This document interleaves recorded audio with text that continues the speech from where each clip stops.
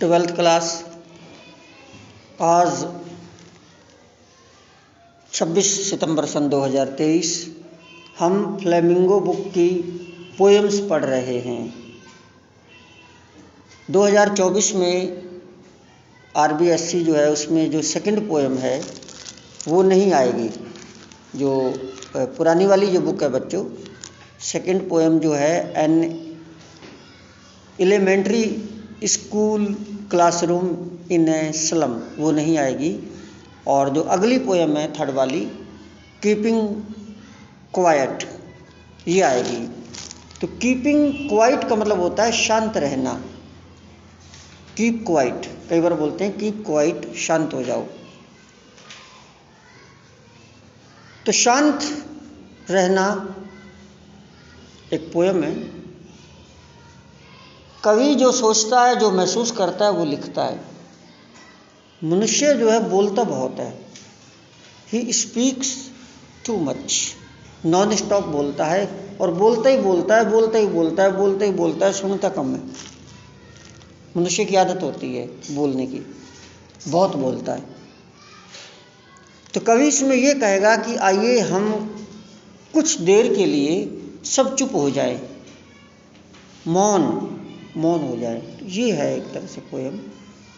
About the poet, कवि के बारे में हम बात करें, पेब्लो नरूडा ये नाम है। 1994 टू 1973, 1904 में इनका जन्म, 1973 में इनकी मृत्यु। उसमें देख सकते हैं लिखा होगा, is the pen name of Neftali Ricardo Reyes Basoalto, who was born in the town of Paril in Chile। इनका नाम बहुत बड़ा है, नेफ्टाली रिकार्डो रेस बोसोल्टो। इतना बड़ा नाम लिया नहीं जाता, तो इसका एक शॉर्टकट नाम है pen name, PEN, pen. Pen name मतलब छोटा नाम। पेन नेम कई का, जैसे आधार कार्ड में नाम और होता है और घर में नाम गोलू, गोलू नाम बोल दिया घर पे, हैप्पी बोल दिया, किट्टी बोल दिया, छोटे छोटे नाम घर पे अपने बोल देते हैं। गुड्डी बोल दिया, आपका तो ओरिजिनल नाम ही गुड्डी है। कई बार होता क्या है, छोटे नाम हम घर पे यूज कर लेते हैं, कल्लू, काड़ू, और वहाँ आधार कार्ड में तो और नाम है। तो ये छोटे जो नाम है, इसे कोई पेन नाम दिया गया। और पेन नाम ज़्यादातर लेखकों और कवियों को ही मिलते हैं। तो इसका पेन नेम जो है वो है Pablo Neruda. Neruda's poems are full of easily understood images, आसानी से समझे जाने वाली इसकी पोएम्स हैं। Which make them no less beautiful, जो उनकी सुंदरता को कम नहीं करती हैं, आसानी से समझ आ जाती है, सिंपल पोएम्स हैं। He won the Nobel prize, इन्होंने भी नोबेल प्राइज जीता। साहित्य में सबसे बड़ा इनाम, करोड़ों रुपए मिलते हैं। ही won Nobel Prize for Literature in the year 1971, 1971 में इनको नोबेल प्राइज मिला। आप ये ध्यान देना, जिस कवि को या लेखक को नोबेल प्राइज मिला है तो आप समझ लेना कि वो हल्का फुल्का नहीं है, हर कोई को ना मिले। इन दिस पोएम, इस पोएम के अंदर Neruda talks about the necessity of quiet introspection. इसमें कवि जो बात करता है वो एक आवश्यकता पर बात करता है, शांत रह के और इंट्रोस्पेक्शन, अपने अंदर का निरीक्षण करना। हम शांत होकर और खुद के बारे में सोचें। And creating a feeling of mutual understanding among human beings, और मनुष्यों के बीच एक अच्छी साझेदारी की भावना को महसूस करना। इंसान दुनिया के बारे में बहुत इंस्पेक्शन करता है, पड़ोसियों के बारे में इंस्पेक्शन करता है, पड़ोसी क्या कर रहा है, फलाना क्या काम कर रहा है, ये क्या कर रहा है, कौन कहाँ जाता है, कौन किस लड़के की किससे दोस्ती है, किस लड़की की किससे दोस्ती है, किसी के घर वाले कहाँ जाते हैं। मतलब हम दुनिया के बारे में बहुत जांच पड़ताल करते हैं। कभी हमने खुद के बारे में आज तक जांच पड़ताल नहीं की।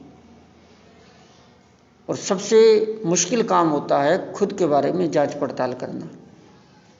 The most difficult thing in this world that how to understand yourself. दुनिया में सबसे मुश्किल बात यही है कि खुद को कैसे समझे। आपको खुद का तो पता ही नहीं है कि आप कौन हो, आपका क्या मकसद है, आप किस प्रकार के इंसान हो। खुद का हमें पता नहीं, दूसरों का पता बहुत है। तो पहले खुद का इंट्रोस्पेक्शन करो, खुद को समझो। जो इंसान खुद को समझ गया फिर वो सफल हो जाएगा। खुद को समझना बहुत ज़रूरी है। अपनी सारी चीज़ों का आप ध्यान रखो कि मुझे क्या अच्छा लगता है, क्या अच्छा नहीं लगता, आपकी पसंद क्या है। आप जो भी चीज़ें आपके इंटरेस्ट हैं, कौन सी चीज़ आपको गुस्सा दिलाती है, आप कैसे इंसान हैं, आप खुद को समझना बहुत ज़रूरी है आपके लिए। और फिर जब आप खुद को समझेंगे तो आपकी कुछ कमजोरियां आएंगी, कुछ ताकतें आएंगी। तो ताकतों का यूज़ करो, कमजोरियों को कम करो। तो ये पीजी पर्सनालिटी ग्रूमिंग में ये चीज़ें सिखाई जाती हैं जो आपको यूँ ही बता दी। तो चलो आगे बढ़ते हैं हम।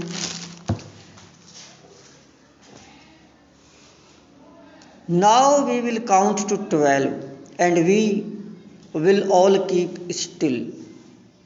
कवि कहता है अब हम 12 तक गिनती गिनेंगे और सब हम रहेंगे शांत। देखो, नाउ अब वी विल काउंट, हम गिनती करेंगे टू 12। बिल्कुल आसान है, सिंपल भाषा है, तो आप भी समझ जाओगे 12 तक। And we will all keep, और हम सभी रहेंगे स्टिल। स्टिल मतलब शांत।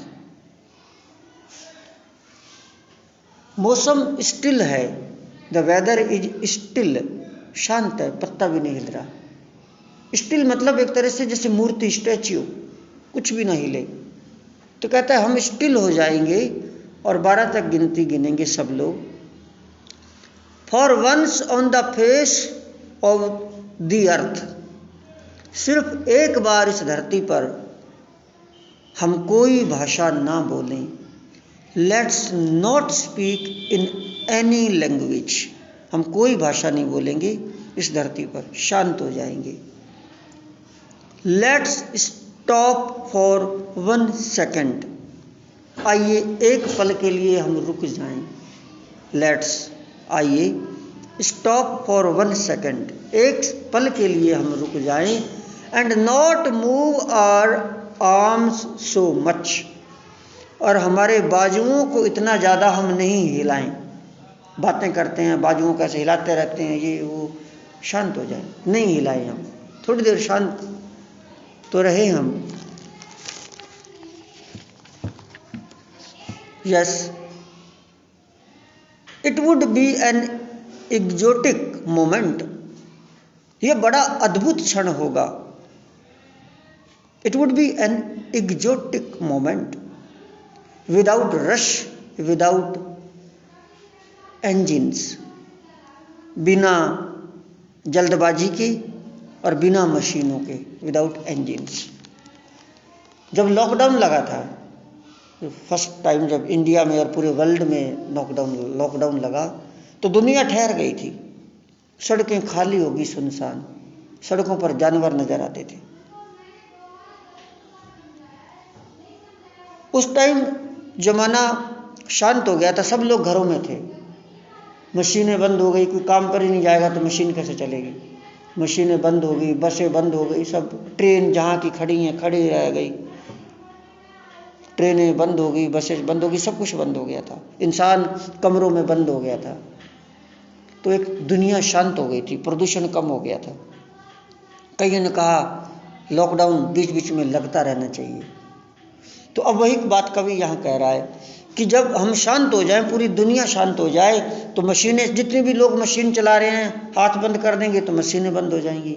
सब बंद हो जाओ, शांत, पूरी दुनिया शांत हो जाए। तो कवि कहता है विदाउट रश, जब हम शांति हो जाएंगे तो सड़कों पे कोई चलेगा ही नहीं, सब शांत खड़े हैं, तो बिना भीड़ के, विदाउट रश, विदाउट इंजिन्स, बिना मशीनों के, we would all be together, हम सब साथ साथ आएंगे, हम सब साथ साथ आएंगे एक अचानक पैदा हुए रहस्य में, इन ए सडन स्ट्रेंजनेस, एक अचानक पैदा हुए रहस्य में। Fishermen in the cold sea would not harm Wales.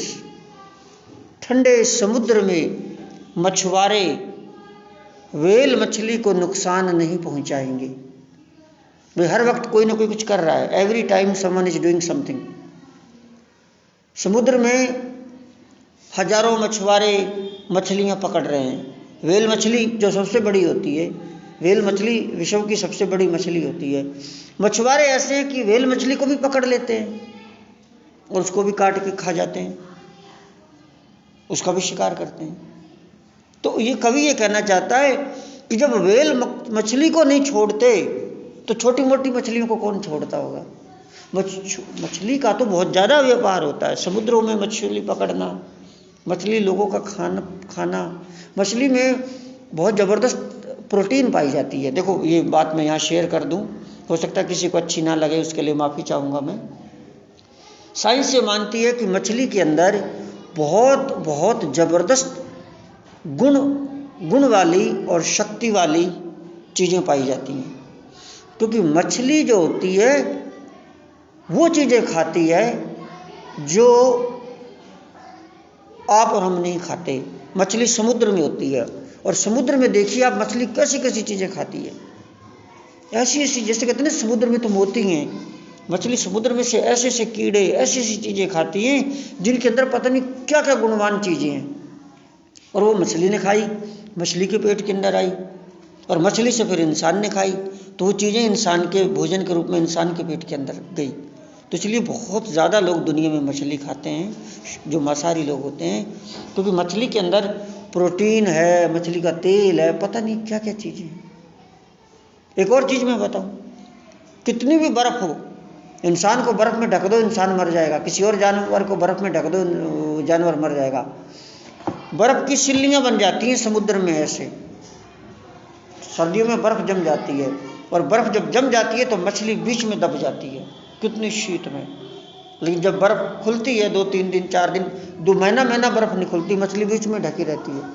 जो महीने बाद वो खुलती है बर्फ़ तो मछली जिंदा होती है, मरती नहीं, इतनी सर्दी में भी, क्योंकि उसके ऊपर जो वो होते हैं उसका जो कवर होता है, तो बहुत ऐसा कवर ऐसा तेज होता है जो कई बार हटाते हैं लोग, तो इतना वो कवर होता है कि वो ठंड को जाने ही नहीं देता। मछली अंदर से बहुत गर्म होती है। सर्दी में माफ़ी चाहूँगा, मैं पढ़ा के आ रहा था, थोड़ी लाइन बदल गई। कहते हैं सर्दियों में जिसकी ठंड नहीं उतरती हो, जिसको जुकाम वगैरह लग जाता हो, जिसकी सर्दी नहीं उतरती हो, उसको कहते हैं मछली के पकौड़े खा ले। मछली के पकौड़े खाते ही ऐसे एकदम गर्मी सी आ जाती है शरीर में, जैसे मूंगफली खाते ही आ जाती है ना, फिर तो ठंडे कुएं में कूद जाओ चाहे, ऐसा मानते हैं। तो माफ़ी चाहूँगा, मुख्तियार सिंह करनावल की ये बातें आपको अच्छी लगें तो ज़रूर लाइक करना और चैनल को सब्सक्राइब करना। आगे बढ़ते हैं हम। तो वो कहता है वेल मछली को भी नहीं छोड़ते ये मछुआरे, तो वो भी शांत हो जाओ, तो वो भी थोड़ी देर के लिए आराम कर लें। Yes, fisherman in the cold sea, ठंडे सागर में ये मछुआरे would not harm whales, whale मछली को नुकसान नहीं पहुंचाएंगे। And the man gathering salt would look at his hurt hands, वाह, और नमक इकट्ठा करने वाला देखेगा अपने घायल हाथ को। नमक समुद्र से बनता है, पानियों से बनता है, नमक की झीलें होती हैं, सांबर झील राजस्थान में, नमक में ट्रेन में गया हूँ 1-2 बार, इधर जयपुर से आगे, फुलेरा से आगे, तो झील, पानी में झील है और झीलों में नमक ही नमक ऐसे पड़ा है। कहते हैं जो नमक इकट्ठा करने लोग जाते हैं मजदूर, उनके हाथ घायल हो जाते हैं, गड़ जाते हैं। थोड़ी देर नमक को तो आप लेकर देखो, हाथ में खा जाते हैं हाथों को। जिनका रोज़ का काम ही है मजदूरी करना, नमक इकट्ठा करना, नमक को बीनना, फिर आगे जाएगा नमक को भर भर के उसको बोरियों में या किसी भी चीज़ में, फिर फैक्ट्री में जाएगा, फिर वो शुद्ध होएगा, साफ़ सफाई होएगी, फिर अपने तक पहुँचेगा। तो कहते हैं जो नमक इकट्ठा करने वाले मजदूर हैं उनके हाथ गड़ जाते हैं। तो वो कहता है शांत हो जाए पूरी दुनिया तो उन बेचारे मजदूरों के हाथ जो घायल हैं वो बेचारा थोड़ा आराम करके अपने हाथों को देख पाएगा। बहुत अच्छा दर्द है इस पोएम के अंदर। क्या कहता है कवि, देखना, fishermen in the cold sea would not harm whales and the man gathering salt, जो आदमी नमक इकट्ठा कर रहा है, would look at his hurt hands, अपने चोटिल, अपने घायल हाथों को वो देखेगा।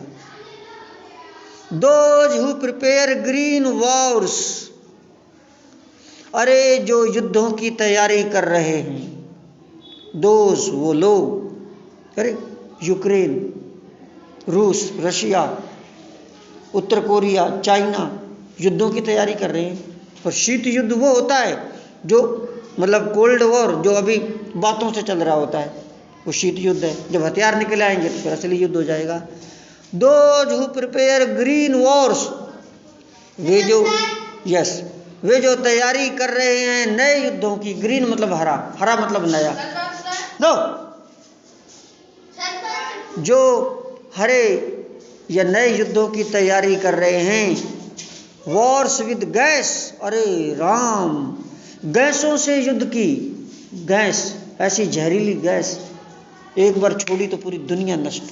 हिरोशिमा नागासाकी जापान में ब्लास्ट अमेरिका ने किए। कहता है दोज, अचीत हो गया, वॉर्स विद गैस, गैसों के युद्धों को। वॉर्स विद फायर, फायर अग्नि के युद्धों को, बॉम्ब, अग्नि के युद्धों को, सबको आराम मिल जाएगा। विक्ट्री विद नो सर्वाइवर्स, अरे सबका अंत करने वाली विजय। इंसान कहता है मैं जीत गया, मैंने उस देश को हरा दिया। यूक्रेन में पता नहीं कितने लाखों लोग मर गए, प्रथम विश्व युद्ध, द्वितीय विश्व युद्ध में लाखों करोड़ों लोग मर गए, और फिर इंसान कहता है मैं जीत गया लोगों को मार के।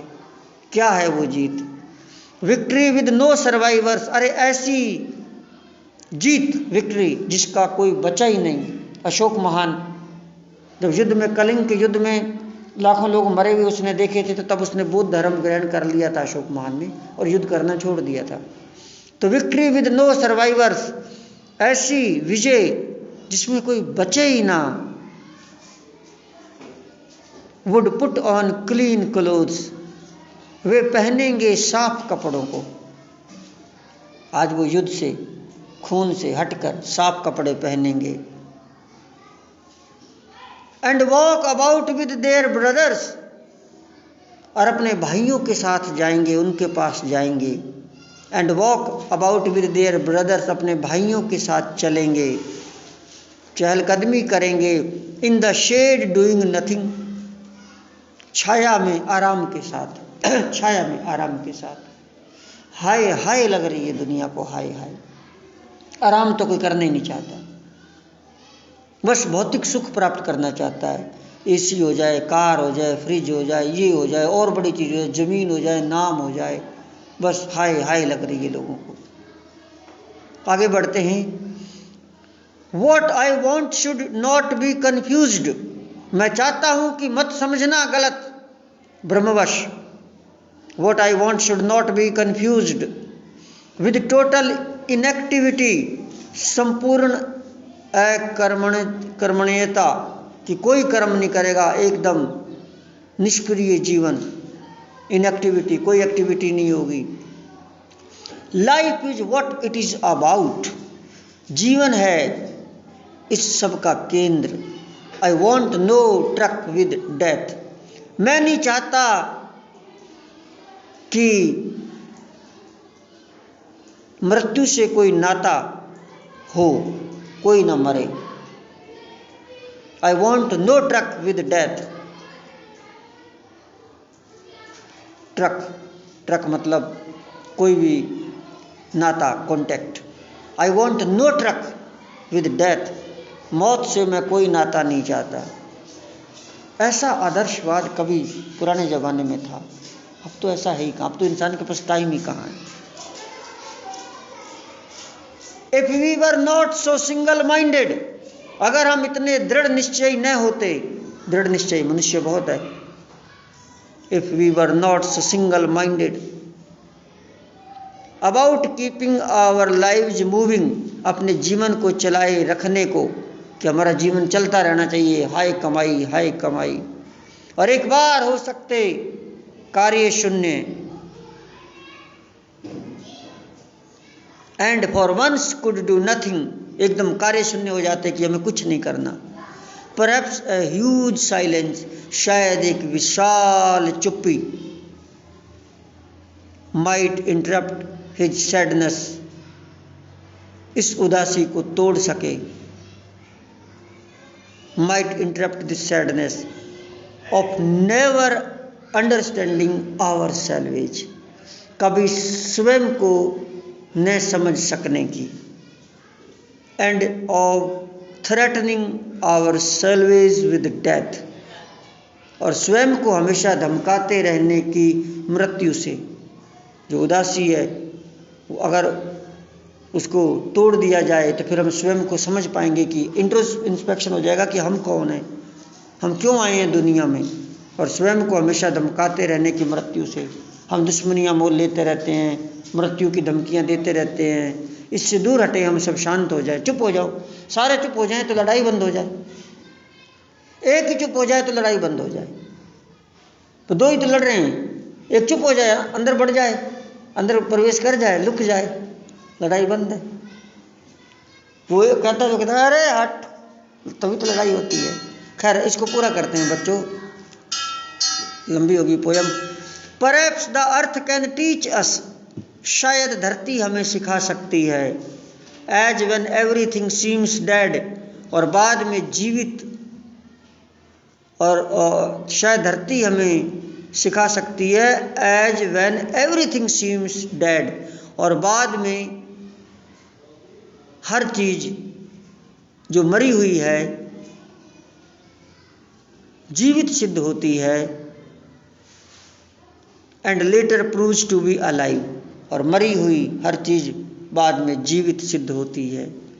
Now I will count up to 12, और अब मैं फिर से 12 तक गिनूंगा, और तुम चुप हो, मैं चला जाऊंगा।